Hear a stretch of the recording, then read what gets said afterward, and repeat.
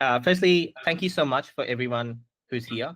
I do apologize for not being in the Sydney office, but I am so grateful for every one of your time. The idea here is this is called Relevance Labs. This is our first event. And the idea here, as Dad mentioned, is to take the Sydney community with us. Each and every one of you is in a position to shape the future of relevance AI and to shape the future of AI agents in general.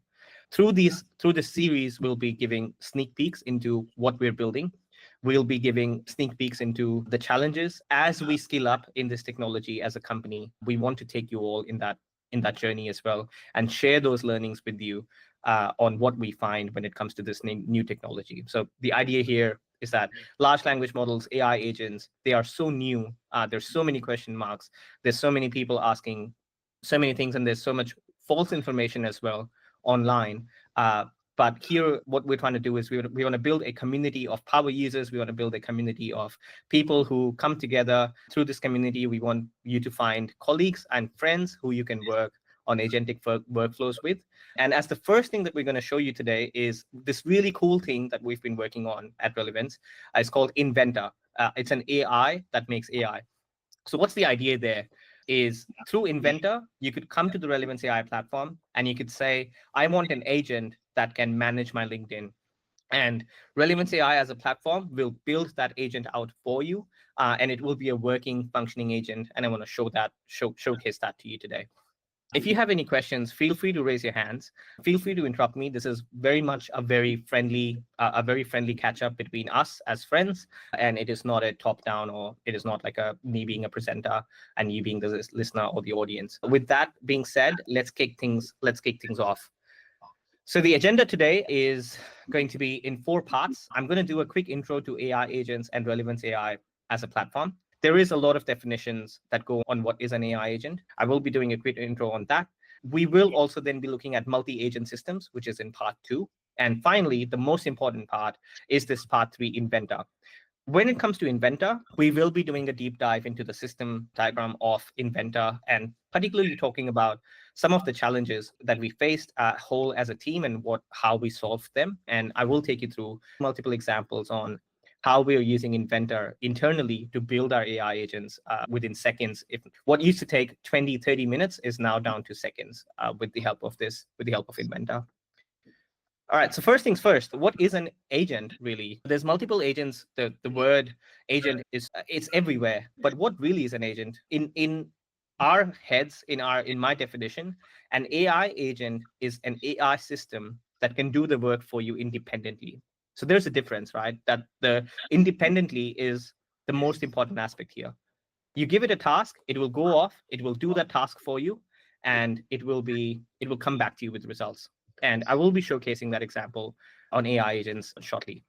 Overall, an AI agent consists of 3 things. It's got an LLM, it's got a framework, and it's got a tool. The LLM is your brain. So, when you give someone a task of, hey, help me build an agent that can manage my LinkedIn, there's got to be a thinking element to it. There's got to be something that's in control of doing that task for you. That thinking element is this large language model.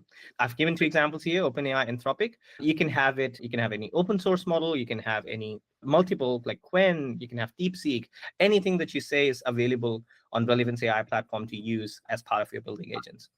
The framework is the thing that binds everything together. It's the gel. It's the thing that is combining your brain with the body. As humans, we have the brain that is the thinking element, and our hands are the doers. So if I want to pick a thing, my brain makes a signal that I want to pick that thing, and then I go and I'll pick the thing. So the hands are the tools here. If you say something like, I want an agent that can manage my LinkedIn, you will need tools. You will need things that can actually access your LinkedIn. You will need things that can check your LinkedIn messages and to do the tasks for you. So to be independent, you need tools, and tools are the things that do the work for you. LLM is the thing that thinks for you. Framework is the thing that puts it all together and where all of this magic happens. So Relevance AI as a whole is a no-code platform where you can build AI agents and multi-agent teams that autonomously complete tasks much like human employees. So you can pretty much build teams and teams of AI agents, like in the numbers of 20 to 50, and you can even scale them to hundreds, thousands, as many as you want, as big a team as you want through the Relevance AI platform. So that brings me to the next part, which is the introduction to multi-agent systems. One of our power users, Ben AI, and there's a video here that you can enjoy. I will be sharing this link with you after this presentation. The agent you can have one big team of agents, as mentioned. And in this case, this is a system that can do WhatsApp voice messages for you. It can respond to WhatsApp messages. It can search Notion docs for you. It can search LinkedIn for you. It can check your websites and can scrape websites for you. It can even like talk to knowledge tables for you, your RAG element in there. And this is a system that it can do pretty much anything that you think of. And this is the idea of having a multi-agent system where think of it like a company, like a hierarchy, right? You'll have a CTO, you'll have managers, and you'll have junior or senior engineers who are at the bottom. And this is the idea here as well, is that's how this hierarchy is built. So let me show you an example of one such agent in our system. This agent is called Lima, by the way. Before just checking that you can still see my screen, which shows Relevance AI, right?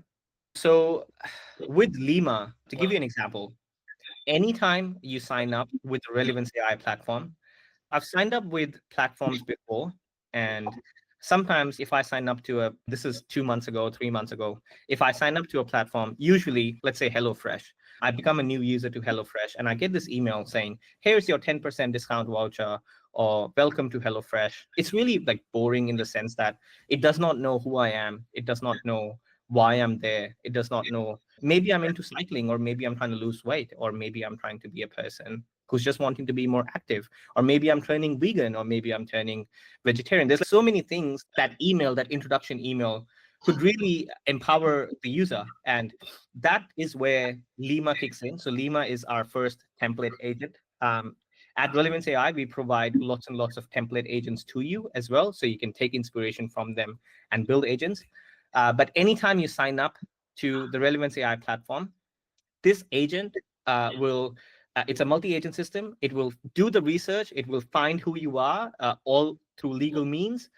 It will try and find an insight about how Relevance AI as a platform can be useful to you. And it will give you an example of use case on how you can use Lima. And to be honest, when I first tried Lima and I signed up to the platform, and I'll show you in this example. Basically, Lima said, I can use it. It searched my LinkedIn and it said, you know what? You can use a Relevance AI to build an agent that can build agents. Like, it's almost telling me that I can use Relevance AI as a platform to build an agent that can build agents, which is exactly what I'm doing today. And that was that aha moment for me. So let me just take you through an example of how it looks like. So I'm just going to show you what it looks like in the Relevance platform. So I can click on templates. I can click on get started. So when I click on get started, it gives me instructions on how I can set this up for myself. And this is any one of you sign up today, you can try Lima. I can clone it to my own project. So anytime you sign up, you get a project. And now when I click on this agent, remember, I told you that this Lima is going to find information about you and send you that personalized invite and sign up email. So I told it my first name is Aman, my last name is Aurora. I gave it my email. I gave it my company. And then this is a multi-agent system. It's got an agent at the top. It's got connected agents at the bottom. So this is just the information I gave it. So it's got a Lima researcher. That's a sub-agent. It's got some tools that you can see at the top, which are right there. And then when I click on the researcher and I click on view conversation, this is where it's gone off. It's done the research. It's found information about me. And you can see like the manager agent has passed off information. It's enriched my contact. There's a lot going on here. It's enriched the company. So it's found information about the company. It knows there's 68 employees or something. It's found more information about LinkedIn. It's done I will forward this a little bit. So this is where it's finding information about Relevance AI, which is the user company, which is my company when I sign up. So it even knows that my company is SOC 2 certified, etc. And it's done a Google search on the company that the user has come from, etc. And now if I continue towards the end, like when it does, it sends out this email. So this is no longer that boring email that you see, this is a wonderful email that actually I want to show you this example, like the idea one. So this researcher found my profile and it said, I can use Relevance AI in building an AI agent that can assist in developing and testing other agents. So it knows that I'm already working with AI agents. It knows my background, and it thinks that this could be a good use case for me personally. And then when it sends out this email, you can see like it's telling me, okay, you've got your blog, it's got this many people. I'm Lima, I've done research about you. I think you can use AI agent development assistant. You can build a technical content generator, like for the blog. You can build, I've scraped your LinkedIn, etc. And it's given me that email. So when I sign up to the platform, this is the email that I get as the first email from the founder. And I think, yeah, it just changes the whole thing really. So that was an introduction to agents. Let me continue. But any questions so far, I guess?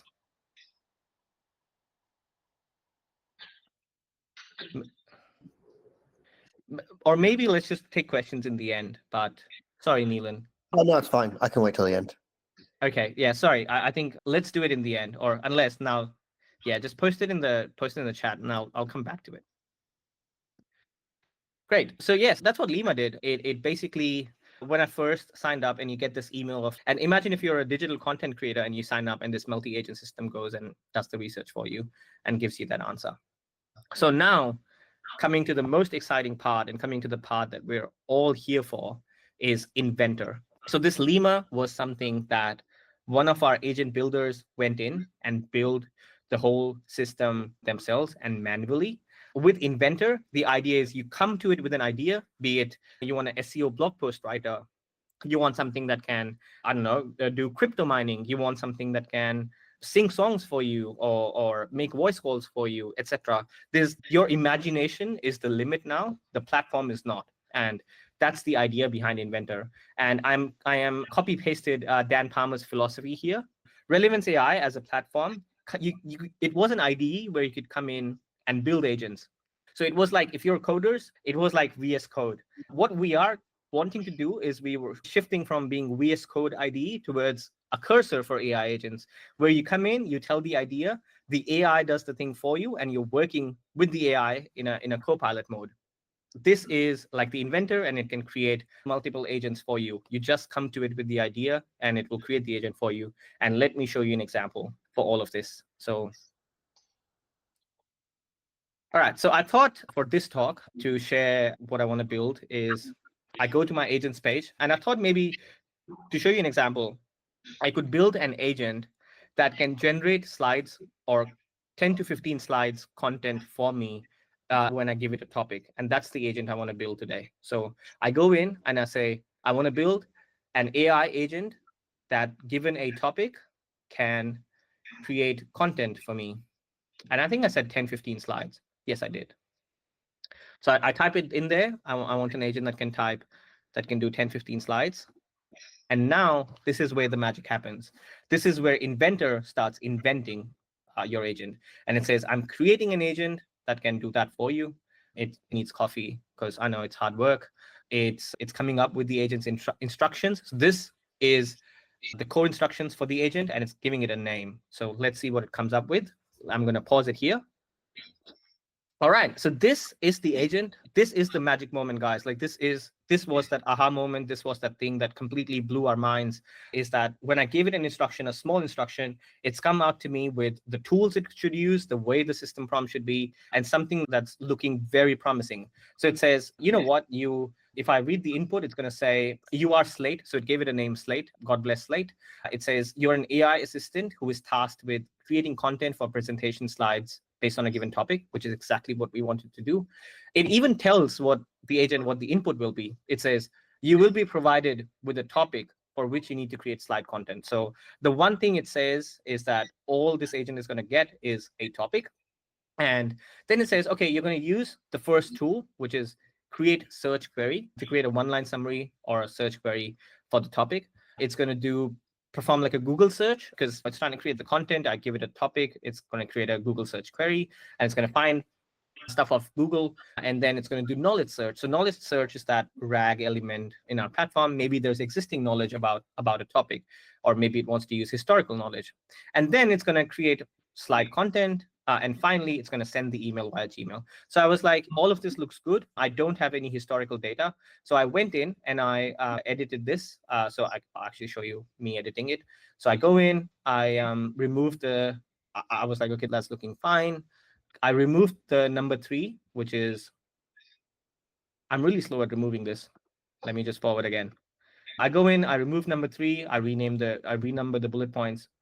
And finally, I'm like, okay, this looks good to me. This is what I want. And I click create agent, and 1, 2, 3, boom, I've got the agent.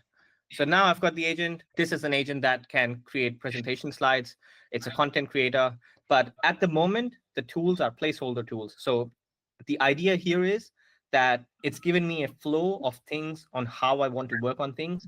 And overall, it's the agent is pretty much in a good position. I go on the core instructions. So it has created an agent in the Relevance platform. It has added the core instructions of what this agent is meant to do. So it's given it the blueprint. So think of it like that. Right now, the architecture has done the architecting of the solution. Like it's given the blueprint of the building that it needs to make. Now it's going to be up to the workers to go in and actually build the building for them. So we haven't built the tools yet. We've just given it a blueprint. Remember that. So that's what it's saying at the top, is that it has tool placeholders. So that's the first thing it's done, right? Continuing further, because we are still early in the journey, all we've done is we've created the agent, or we've given it a blueprint. Maybe I want to see how the blueprint functions, right?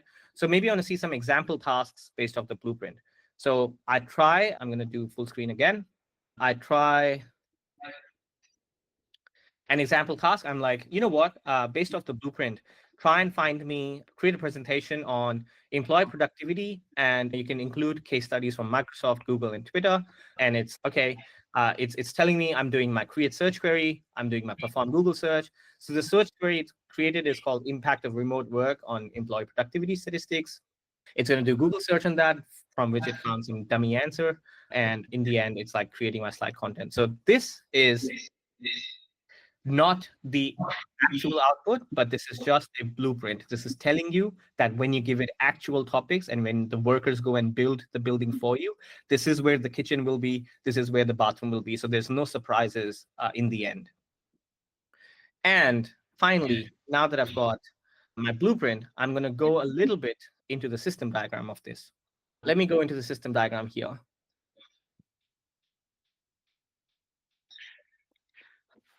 All right, the idea like this is actually, first things first, before I go into the system diagram, I'm going to pause and take a moment to pause and ask the audience if there's any questions, because right now for the agent, we have created the blueprint. What we still need to do is create tools. So we need to create the actual hands of the body. I will take 3 questions in total for now, but yeah, feel free to raise your hand in the Sydney office or post them in the chat, please, if you have any. Just let us know if you have any trouble hearing the questions over here. We've got one. Yeah, I was just going to ask what the process with iterating on the first output that comes is like. So are you prompting back and forth to iterate the custom instructions? Or is it, because you showed an example where you were removing a step or editing it manually. How does it go with actually making adjustments to the agent based on performance, either after that first draft or how the agent, maybe something's not working? Is there any ability to adjust it based on natural language? That is an excellent question. But to summarize, are you asking, what if something's not working? Can we update it through a chat interface or not doing it manually? What if it's not working? How do we edit in the future?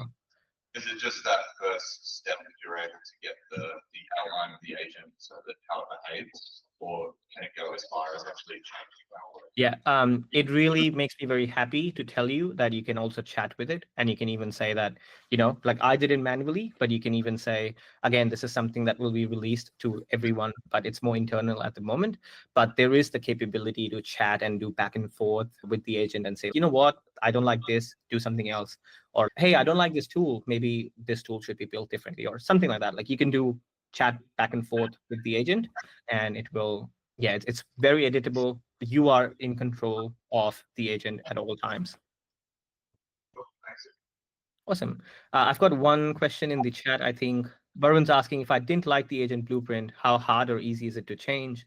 Does AI detect any potential conflicts on accuracy? The answer is, it is extremely easy. It's one line. You just tell it, I don't like the blueprint. You can burn down that blueprint and create another one for me, and it will do that for you. Aman, can I jump in? I don't know. Can you hear me first of all? Yeah, you go, Dan. Cool. Just wanted to follow up on that point as well, because we actually have made some pretty interesting learnings about this. So in our first version of this, which is what Aman showed, we compose a little bit of a user experience. So you'll see we prompt them to tell us what they want, and then we get them to look at the instructions, and then we get them to edit it, and then we take them into the agent, and then we get them to test the agent, and then we get them to go into the tool builder and get the tools. And we had a journey for the user in mind. And something we've realized is that actually in doing that, we were thinking far too SaaS and not enough agent. So in our next iteration that we've kicked off this morning, actually, we're going to try and destroy as much UX thinking as we can and just give the user access to the agent. The agent can do all sorts of things. It can open up an agent, it can run an agent, it can edit an agent, it can make a tool, it can generate instructions. And the user should be able to guide it along. And maybe sometimes the journey is less smooth because the agent decides to misbehave or something. But we think ultimately this is more powerful, more flexible, and what experiences will start to look like in an agentic world, which is something that we even often have to unlearn and think about. So yeah, I just wanted to add that based on your question. Thanks, Mark. Thanks for that context. Yeah, I think the team is, I guess one thing I will say is that the team is really very seriously cooking at Relevance AI, and we're trying to make it as easy as possible. And as Dan mentioned, we're learning every day about this journey as well ourselves. And we're trying to only keep the best in class approach here. That's it for me in terms of taking questions now. I'll come back to take more questions, but let me take you through to a system diagram of what it looks like. So I guess one thing, like you'll see, is this is the agent here in the center. An agent, to make it work, right? Any agent in the world, let alone at Relevance AI, you need two things. You need core instructions and you need tools. So tools being your thing that, that if I ask it to do Google search, it needs to actually go on Google, write a query, do the search, and that's a tool. Like performing Google search is a tool in itself. And core instructions are the instructions that we saw the agent generated is use this tool, then use this tool, or you'll be provided with an input topic. So that's the agent in terms of the blueprint of the agent. In terms of actual functionality or making the agent to work, there's two ways of prompting the agent to start. The first way is the user. So user comes in, like I go in the Relevance AI app and I just say, help me create Google Slides for me for the topic that is, for the topic that is stock market. And I could just go in and that's the user going in and creating that for me. Oh, sorry, 1 second. Sorry, 1 second. Yeah, back. Can you guys still see my screen? All good. All right, so the first way to do it is the user comes in and user gives it a topic, and that's the way. The second way, imagine if you have something like you come on to Relevance and you say, you know what, guys, I want to build a agent that can manage my WhatsApp, or I want to build an agent that can, let me hypothesize for you. Let's say you are a small business and you get lots of customer queries on your Gmail, right? And every day you have to go to Gmail, you read the customer query, you try and find an answer, you send the customer query, you send the answer, and you send it back to the email. Let's say you wanted to automate all of that, right? You go in and you say, I want an agent that can respond to my Gmail emails based off the question that there is, right? In that case, you could pretty much set up a trigger. So what a trigger is, I will not go into much depth, but if you come from a background of web development, a trigger is a webhook.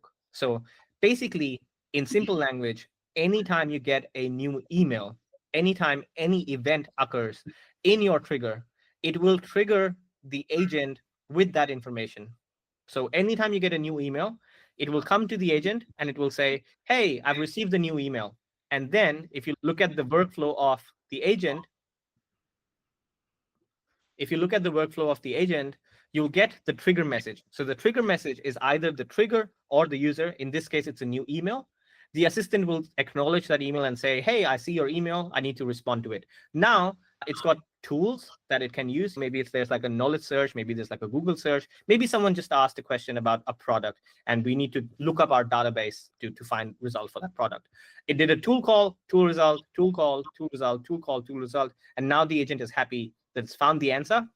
And then it sends that response back to the user. It's like, based on your query, this is the answer that I find for you. The user asks it one more question and says, okay, thank you very much. And then the agent sends another response, I'm glad I could be of help. And the conversation finishes. So to do that task of like actually finding the answer, when it received the new email, it's going to try and perform the task and wait till the task is done and it returns an answer. But to perform the task itself, it needs tools, right? As I mentioned. And each tool, if you think of it, just abstract the tool. Every tool has three things. It's going to have some inputs, it's going to have some tool steps, and it's going to have some results. Every tool, like if you look at this, every tool is going to only have three things. It's going to have some inputs, your input being, so coming back to the example of, let's say I want an agent that can build Google Slides for me. The first tool that it's tried to create was a tool that can create a search query. So in that case, the input is going to be, the input is the topic, right? So the input variable is the topic. The tool step would be an LLM step, like it could be a large language model step that takes that input and generates that summary or one-line summary for you. Imagine if you said something like you wanted scrape website, or you could make API calls, you could run Python. There's whole heaps of stuff that you can do, but the agent is smart enough to tell you like what this looks like. So now going back to, after explaining like the system diagram, like the main things that I want you to focus on is that an agent has core instruction and tools. Each tool has inputs, transformation, and results. That's it. That's the main key takeaway here. So now if I go back to my agent and I want to actually build the agent,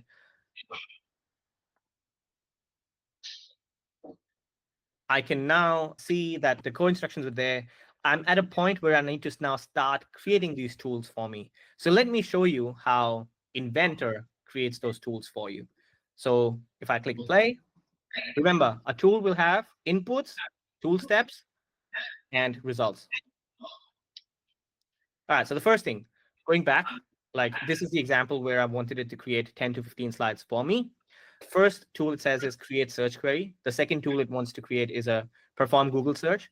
Sometimes Relevance AI has an internal library of hundreds, if not like in the hundreds of tools that are templates that are already there for you. So our agent builders have gone in, they've built the best tools, best in class tools, and made them available to you for free. So you can go in, you can search the templates. And perform Google search is one of those tools that already exists in our platform. So when I click on it, I'll just wait, if I click on it, there, it's giving me, you can either invent it or you can use an existing tool. So in this case, it exists. I just click on it and that's it. Now an actual tool exists in the place of a placeholder. So we've replaced the placeholder, we've put an actual tool in there that will do the actual work for you.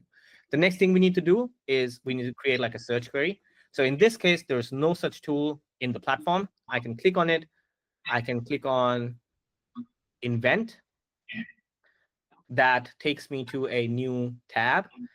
And guys, this is the other magic moment where now Inventor is going to create that tool for you. So remember, in this case, the input was going to be the topic, because if I go back to the agent instructions, it's going to take, if you read through this, it's going to take the input topic, and then it's going to create like a one-line search query. So when I click on it, the input is going to be topic. There's going to be an LLM step in between, and then that's going to give me my result. So it says, I'm planning a tool. I'm giving your tool a description. I'm setting up inputs for your tool. And once that's done, it says I'm coming up with tool steps. So let me just fast forward. And let me just play that. Coming up with tool steps. And now it said, okay, I've created that tool for you. To create the tool, create search query, I have added an LLM step, which is a large language model step, that will take the presentation topic, and transform it into a focused, comprehensive search query. So on the right, you see the input is the presentation topic that you see in blue here. And the actual transformation step is the create search query. So then you click, you're like, yeah, I like that. Create that tool for me. I click on create tool. Now you go in the Relevance AI platform in the tool builder section, and it's created that tool for you. So see how it's done? It's got that input ready right there. At the top, you can see the input is right there, the presentation topic. It's of type string. And now it just said the create search query is an LLM step. But if you have played around with large language models before, you would know that every LLM needs to be prompted. So it's going to even now create the prompt for you. I'm going to wait for the prompt to be generated. And look at that. It said, this is what you need to do for the LLM. It says, transform the following presentation topic into a focused search query that will help find comprehensive and relevant information for creating presentation slides. And it gives the topic. So now, to show you that this is something that's working, I can click accept, which is like that cursor experience that we were talking about. That's the aha moment. When I go in and I say AI agents in 2025, and I click run step, it actually transforms it into a Google search query. And that's it. So now I've got something that can create Google search query for me. I've got something that can do the Google search for me. And bits by bit, I can build my agent. And that's the Inventor experience. Thank you.